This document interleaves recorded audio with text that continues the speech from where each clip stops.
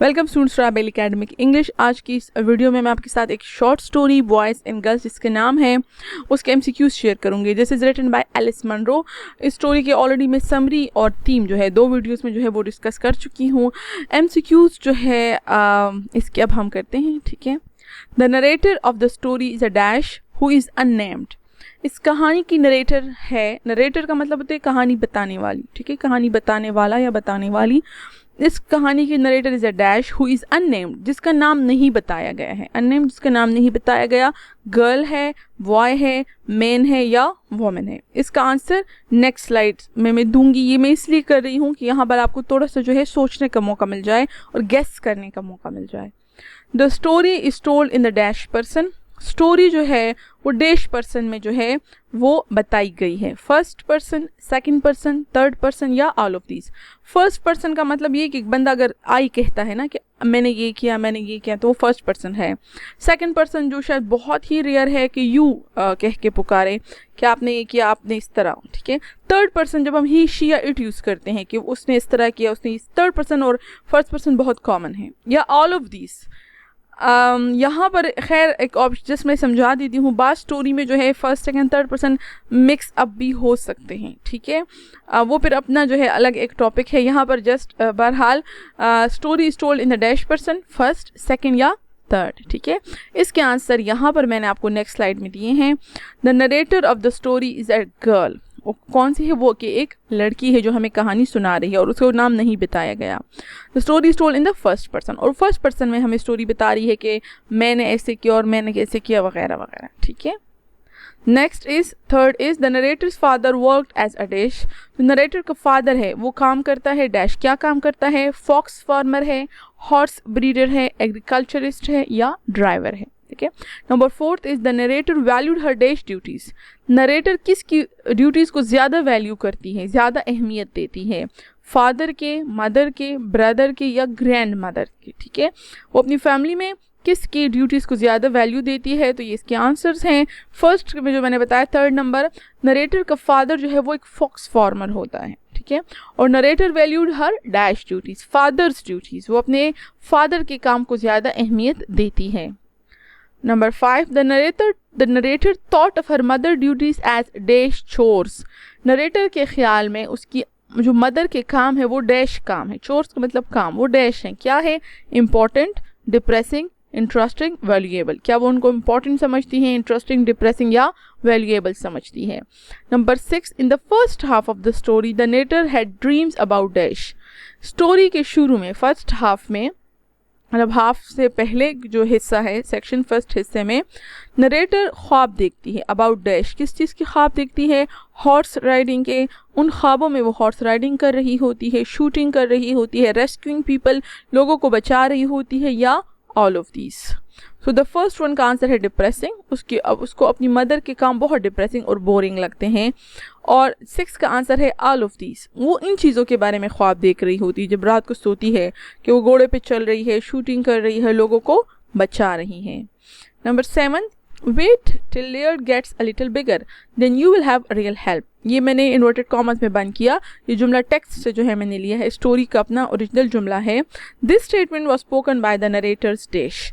ये जुमला किसने बोला? वो नरेटर की क्या थी, ठीक है। उसकी फादर ने बोला, ब्रदर ने, उसकी फ्रेंड ने बोला या उसकी मदर ने बोला। और जुमला ये है, wait till Laird gets a little bigger. तुम इंतज़ार करो कि लेयर थोड़ा सा बड़ा हो जाए, then you will have a real help. तो फिर तुम्हें हकीकी हेल्प जो है वो मिल जाएगी। Number 8, the narrator's father kept dash to feed the foxes.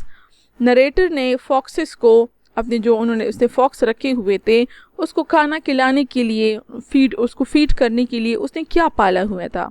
Rabbits, horses, dogs या डेयर। सो जो 7th है उसका आंसर है मदर। उसकी मदर ने ये बात की थी, ठीक है। और नंबर 8 है हॉर्सेस। वो हॉर्सेस को रखता था फॉक्स को फीड करने के लिए। The narrator's grand mother raised objections over her dash. इस स्टोरी में जो नरेटर की दादी होती हैं, जब वो घर में आती हैं तो वो नरेटर की किन चीज़ों पर ऑब्जेक्शंस करती हैं? रेज्ड ऑब्जेक्शन, वो एतराज़ करती हैं। और हर, नरेटर की किस बात पर? हेयर, उसके बालों पर। सिंगिंग, उसके गाने पे एतराज़ करती है, उसके ड्रेस पे एतराज़ करती है या सिटिंग स्टाइल पर। तो इसका आंसर जो है मैं नेक्स्ट में देती हूँ। Number 10, the narrator realised that her dash did not fit into the definition of the word girl. Narrator ने महसूस किया कि उसका क्या ऐसी चीज़ है जिसकी वो जो है गर्ल की डेफिनेशन में फिट नहीं आती, उसकी क्या ऐसी बात है, उसका बिहेवियर ऐसा है। उसको बाद में एहसास होता है, ठीक है, कहानी के दौरान, कि उसका जो बिहेवियर है वो वर्ड गर्ल की डेफिनेशन के पे पूरा नहीं उतरता। उसकी लाइक्स, उसकी पसंद, उसकी प्रेफरेंसेस तरजीहात, वो जिस चीज़ को पसंद करती हैं, ऑल ऑफ दीज, या ये तमाम। तो उसका आंसर 9th वन का है सिटिंग स्टाइल। उसकी दादी ने उसके बैठने पर बहुत एतराज़ किया, और भी चीज़ें थी, लेकिन जो इन 4 ऑप्शंस में सिटिंग स्टाइल है, ठीक है। नंबर 10th में नरेटर को एहसास हुआ कि उसके लाइक्स, उसके प्रेफरेंसेस, उसके बिहेवियर कुछ भी जो है वो लड़की की डेफिनेशन पर फिट नहीं आते जो उस ज़माने में लोग करते थे। तो यहाँ पर है all of these. Number 11th, the narrator help dash escape. Narrator ने किसकी भागने में मदद की? मैक, फ्लोरा, लेयर्ड, या नन ऑफ दीज। मैक और फ्लोरा उनके 2 हॉर्सेस थे, ठीक है। There was a resemblance between the circumstances of dash and the narrator. किसके और नरेटर के सर्कमस्टांसेस में जो है रिजेम्बलेंस थी। रिजेम्बलेंस का मतलब एक जैसा होना। एक नरेटर और कोई और था, ठीक है, डैश जिसका मैंने लिखा है, उन दोनों के हालात सिमिलर थे। मैक, जैक, लेयर्ड या फ्लोरा। तो अब चेक करते हैं। 11th है फ्लोरा। नरेटर ने फ्लोरा की मदद की भागने में, और 12th में भी फ्लोरा है।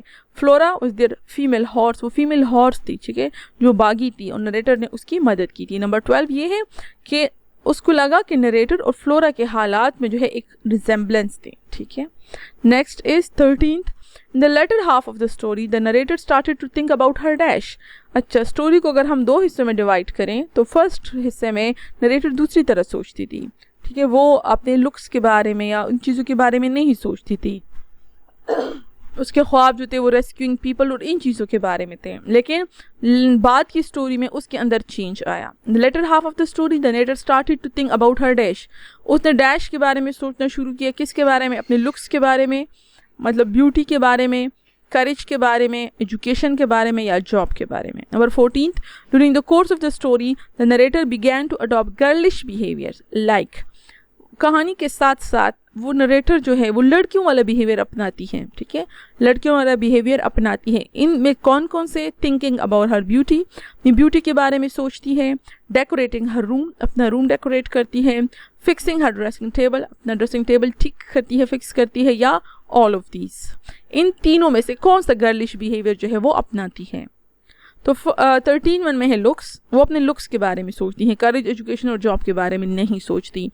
14th में ये ABC तीनों ऑप्शन ठीक आते हैं, ऑल ऑफ दीज, क्योंकि वो ब्यूटी के बारे में सोचती हैं, अपना रूम भी डेकोरेट करती हैं और अपना ड्रेसिंग टेबल ठीक करती है, जो कि लड़कियों की जो है वो बिहेवियर जो है उनको समझा जाता है इस बिहेवियर्स को। 15, the role of the narrator in her dreams change from that of a rescuer to a dash. अच्छा, जब next second part of the story में, last part of the story में उसके ख्वाब भी बदल जाते हैं। पहले ख्वाब में वो क्या करती है? दैट ऑफ अ रेस्क्यूअर, पहले वो रेस्क्यूअर होती है, बचाती है, टू अ डैश। अब वो क्या करती है? फायर फाइटर, आग बुझाने वाली बन जाती है, हेल्पर, टीचर, या वो रेस्क्यूड का मतलब बचना, वो खुद जो है विक्टिम होती है और खुद जो है लोग उसे बचाते हैं। Number 16, in the narrator's family the authoritative person was her dash. Narrator की फैमिली में जो अथॉरिटेटिव पर्सन होता है, जिसके पास पावर है, वो कौन है? मदर, ग्रैंड मदर, फादर, या ब्रदर। तो 15th में है रेस्क्यूड। पहले वो खुद रेस्क्यूअर होती है, बाद में जो ख्वाब देखती है उसमें वो जो है रेस्क्यूड बन जाती है, कोई उसको बचाता है। और नंबर 16 में अथॉरिटेटिव पर्सन, घर का जो पर्सन होता है जिसके पास पावर होती है, वो उसका फादर होता है।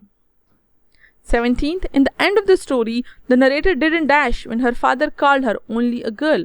स्टोरी के एंड में उसके फादर से कहते हैं she is just only a girl, ये सिर्फ एक लड़की ही तो है। नरेटर को ये बात didn't dash, didn't like, उसे ये पसंद नहीं आती, didn't accept, वो कबूल नहीं करती, didn't feel good, उसे अच्छा महसूस नहीं होता, या none of these, या इनमें से ऐसी कोई बात नहीं होती। 18th, the main focus of the story is dash. Story का मेन फोकस मतलब मेन थीम क्या है? थीम क्या है? Fox farming, agriculture, horse breeding, या none of these. इन 17, 18 दोनों में है none of these. फर्स्ट में 17th नंबर में नरेटर को एक्सेप्ट नहीं करती या अच्छा नहीं लगता है, डिडंट फील गुड, ऐसी कोई बात नहीं, बल्कि जब उसका फादर जो है उसे कहते हैं ओनली गर्ल, तो वो माइंड नहीं करती, उसे बुरा नहीं लगता। तो इनमें से कोई भी नहीं, नन ऑफ दीज, ठीक है। 18th, the main focus of the story is dash. इन तीनों में से ABC में कोई भी स्टोरी का मेन थीम नहीं है। स्टोरी एग्रीकल्चर के बारे में, हॉर्स ब्रीडिंग के बारे में या फॉक्स फार्मिंग के बारे में नहीं है। Alice Munro believe in dash roles for male and female. इस स्टोरी से हमें पता चलता है कि एलिस मनरो जो है वो मेल और फीमेल के लिए किन रोल्स पर बिलीव करती थी। डिस्टिंक्ट, डिस्टिंक्ट का मतलब अलग, सेपरेट का मतलब भी अलग, डिफरेंट का मतलब भी अलग, और ऑल ऑफ दिस, डिफरेंट का मतलब मुख्तलिफ, ठीक है। एलिस मनरो जो राइटर है वो बिलीव करती हैं कि लड़कियां और जो मेल और फीमेल है इनके रोल डिफरेंट होने चाहिए। तो इसमें कौन सा ऑप्शन ठीक है, आप सोचते हैं। 20 देखिए, the writer of the story boys and girls believes that gender identity is dash. ये जो बॉयज़ एंड गर्ल्स की जो राइटर है, इसका ये ख्याल है, इसको यकीन है कि जेंडर आइडेंटिटी, अपने जेंडर को पहचानना, ये एहसास होना, या लड़कियाँ जो लड़कियों की तरह होती है और लड़के लड़कों की तरह होते हैं, ये आइडेंटिटी डैश है। Inherent, natural, learn, both A and B. Inherent और नेचुरल तकरीबन एक ही मतलब। इनहेरेंट आपके अंदर से आती है, नेचुरल कुदरती है, लर्न सीखी जाती है, या बोथ ए एंड बी। तो 19 नंबर का है all of these. Alice Munro believe करती है कि मेल और फीमेल के रोल डिफरेंट होने चाहिए और होते हैं। 20 the writer of the story boys and girls believe that gender identity is dash both A and B, inherent और नेचुरल। वो समझती है कि ये रोल जो है इनहेरेंट है और नेचुरल है। होपफुली आपको जो है इससे हेल्प मिली होगी और आपको ये समझ आई होगी। Thank you for watching the video.